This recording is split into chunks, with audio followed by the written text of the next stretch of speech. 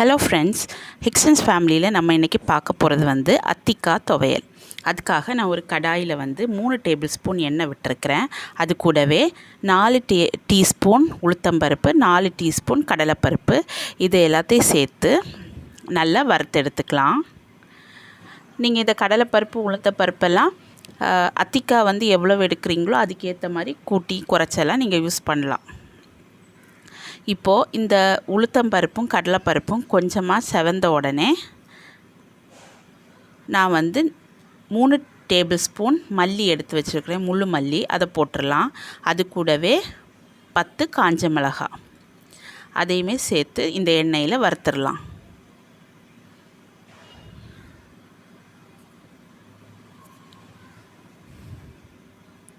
இப்போது இந்த மல்லியும் மிளகாவும் அந்த கடலைப்பருப்பு உளுத்தப்பருப்பு எல்லாமே இன்னும் கொஞ்சம் வறுப்பட்ட உடனே நான் வந்து 2 பெரிய துண்டு இஞ்சி வந்து கொஞ்சம் நீளமாக நறுக்கி வச்சுருக்கிறேன், அதை வந்து இது கூட சேர்த்துக்கலாம். அது கூடவே 10லேருந்து 15 பல் பூண்டு, மீடியம் சைஸ் பூண்டு, அதையுமே நீல வாக்கில் வெட்டி வச்சுருந்தேன், அதையும் இதை கூட சேர்த்து கிண்டி வதக்கி எடுக்கிறேன்.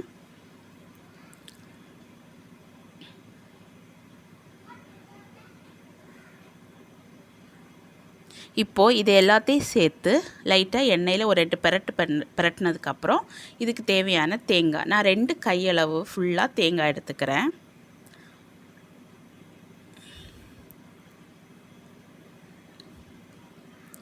அதையுமே சேர்த்து நல்லா வறுத்துடலாம். இப்போது இதில் சேர்த்துருக்கிற இது எல்லா இன்க்ரீடியன்ஸும் கொஞ்சம் நல்லா செவந்து வர மாதிரி வறுப்படணும். அது வரைக்கும் நம்ம பொறுமையாக கிண்டிகிட்டே இருக்கணும். கரியாமல் பார்த்துக்கோங்க, கரிஞ்சிச்சுன்னா அது டேஸ்ட் மாறும், அதுக்கேற்ற மாதிரி கிண்டிக்கோங்க. சிம்மில் வச்சா பரவாயில்ல, மீடியம் ஃப்ளேமில் வச்சிங்கன்னா நீங்கள் கைவிடாமல் கிண்டிகிட்டே இருக்கணும், அடி பிடிக்காமல். இப்போ இது கூடவே 2 டீஸ்பூன் ஜீரகம் சேர்த்துருக்குறேன், முழு ஜீரகம். இது எல்லாத்தையும் சேர்த்து இப்போ கிண்டி எடுத்துடலாம். அந்த கலர் லைட்டாக கோல்டன் ப்ரௌன் மாறுற வரைக்கும் கிண்டிக்கோங்க.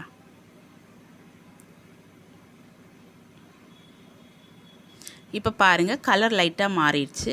இந்த ஸ்டேஜில் நான் ஒரு கையளவுக்கு கருவேப்பிலை இது கூட சேர்த்துக்கிறேன். அதுவுமே கொஞ்சம் வாடி வர்ற வரைக்கும் இது எல்லாத்துக்கூடையும் சேர்த்து நல்லா கிண்டி எடுத்துக்கலாம். கருவேப்பிலையும் கொஞ்சம் மொறுமொறுன்னு ஆனதுக்கப்புறம் நான் ஒரு மீடியம் சைஸ் லெமன் சைஸுக்கு புளி எடுத்துருக்கிறேன். மீடியம் லெமன் சைஸுக்கு புளி, அதையுமே இது கூட சேர்த்து 2 நிமிஷம் கிண்டி எடுத்துக்கலாம்.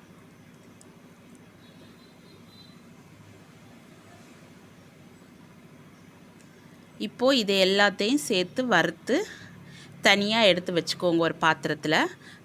ஆறுற வரைக்கும் வெயிட் பண்ணுங்கள். இப்போது இதெல்லாம் மாற்றினதுக்கப்புறம்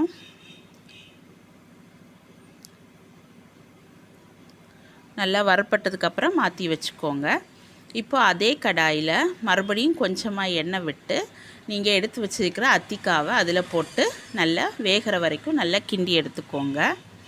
இது வந்து ஃப்ரெஷ்ஷான அத்திக்காய் தான். நான் வந்து தண்ணியில் கழுவிட்டு வெளியில் கொஞ்சம் எக்ஸ்ட்ரா டைம் வச்சதுனால கலர் கொஞ்சம் மாறி போச்சு. பட் இது வந்து நல்லா க்ரீன் கலரில் இந்த அத்திக்காய் தான். நீங்கள் வந்து அடுப்பில் போடுறதுக்கு கொஞ்சம் முன்னாடி மட்டும் கழுவி எடுத்துக்கோங்க, இல்லைன்னா இந்த மாதிரி ரொம்ப நேரம் வெளியில் வச்சுருந்தோன்னா இந்த மாதிரி கலர் மாறிடும்.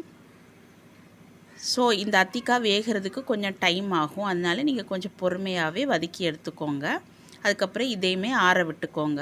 ஆற விட்டதுக்கப்புறம் நம்ம ஏற்கனவே வறுத்து வச்சுருக்கிறது இந்த அத்திக்காய் எல்லாத்தையும் மிக்ஸி ஜாரில் கொஞ்சம் கொஞ்சமாக தண்ணி விட்டு அரைச்சி எடுத்துகிட்டு வந்துடலாம். அது அரைக்கிறதுக்கு டைம் ஆகும், அதனால் பொறுமையாக கொஞ்சம் கொஞ்சமாக அரைச்சி எடுத்துகிட்டு வந்துடலாம். இப்போது இன்னொரு கடாயில் 2 டேபிள் ஸ்பூன் எண்ணெய் விட்டு அதில் கடுகு, 3 காஞ்ச மிளகாய், அப்புறம் ஒரு 4-5 சின்ன வெங்காயம், இது எல்லாம் வெட்டி போட்டு அந்த வெங்காயம் செவந்து வர்ற வரைக்கும் வெயிட் பண்ணலாம். இந்த வெங்காயம் ரொம்ப நாள் வச்சு யூஸ் பண்ணணும்னு நினச்சிங்கன்னா இந்த வெங்காயத்தை போடாதீங்க. உடனே காலி பண்ணுறீங்கன்னா இந்த சின்ன வெங்காயம் போட்டினாலும் அதோட ஃப்ளேவர் நல்லாயிருக்கும். வெங்காயம் கொஞ்சம் வதங்கினதுக்கப்புறம் கொஞ்சமாக கருவேப்பிலை சேர்த்துக்கோங்க. அதுக்கப்புறம் 1லேருந்து 1.5 டேபிள் ஸ்பூன் வரைக்கும் பெருங்காயத்தூள் சேர்த்துக்கோங்க. சேர்த்துட்டு இப்போ இது எல்லாமே ஒரு வாட்டி கிண்டிட்டு நம்ம அரைச்சி வச்சுருக்குறோம்ல அத்திக்காயோட பேஸ்ட்டு, அதை வந்து இதில் சேர்த்துடலாம்.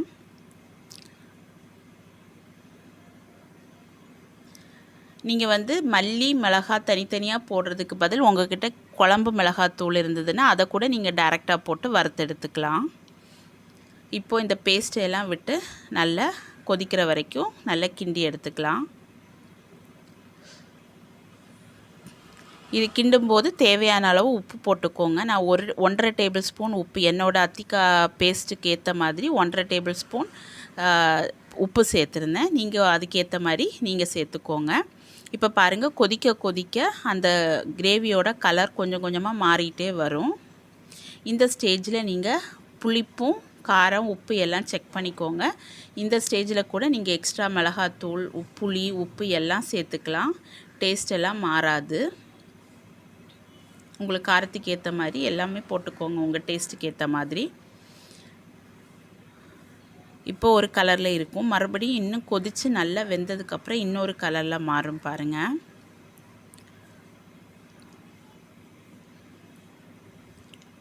இப்போ பாருங்கள், நல்லா கொதித்து அந்த அத்திக்காவோட கிரேவி வந்து நல்ல ஒரு கலரில் இருக்குது. இது வந்து வயிற்றுக்கு ரொம்ப நல்லது அத்திக்காய். கண்டிப்பாக இந்த மாதிரி ட்ரை பண்ணி பாருங்கள். குழந்தைங்களுக்கு கண்டிப்பாக சாதத்துலலாம் பிசைஞ்சு கொடுங்க. இது சூடு சாதத்தில் பிசைஞ்சு சாப்பிடும்போது ரொம்ப டேஸ்ட்டாக இருக்கும். தேங்க்யூ ஃபார் வாட்சிங்.